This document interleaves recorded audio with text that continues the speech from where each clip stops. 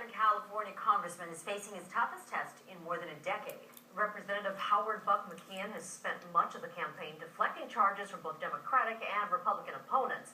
KCAL 9 political reporter Dave Bryant joins us now with more on the bitter family feud in the 25th District. Hey? Yeah, this gets interesting. I can't remember a year when so many entrenched incumbents are facing tough races. Right. A lot of that's redistricting, but not all of it. In one of the safest Republican districts in California, this should be a cakewalk for Congressman Howard "Buck" McKeon. But charges of sweetheart deals, nepotism, and a nasty war of words with his former district director have soured things in the 25th District. The 25th stretches from Simi Valley to Mammoth Mountain and includes Lancaster, Palmdale, Thousand Oaks, and Santa Clarita, a conservative district, some of which has been hit hard by the housing collapse.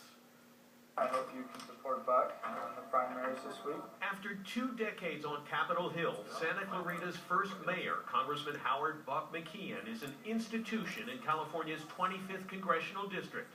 Now he's risen to become chair of the House Armed Services Committee, one of the most powerful positions in Washington. General, can you tell this committee and the American people? McKeon is so well known and liked in this district, he hasn't had a tough race for Congress since his very first in 1992. Some I have had very little competition. This one, there's a lot more competition. In fact, this year's election may be a referendum on Buck McKeon. He's been pounded by reports that he took a sweetheart deal on a mortgage refi in 1998 from Countrywide Financial. He flatly denies the charges and says he's not being investigated by the House Ethics Committee.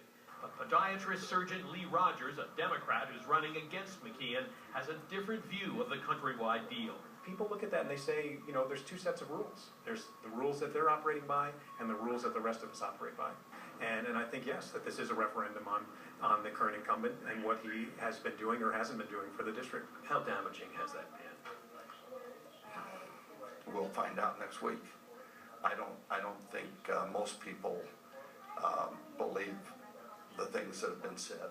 Now McKeon's wife Patricia, who according to Citizens for Responsibility and Ethics in Washington, a campaign watchdog group, made hundreds of thousands of dollars as her husband's campaign treasurer over the years, is running for office too. You can vote for my wife too, you know. She's running for the state assembly and she's a hard worker. But Patricia McKeon's campaign has touched off a bitter and divisive battle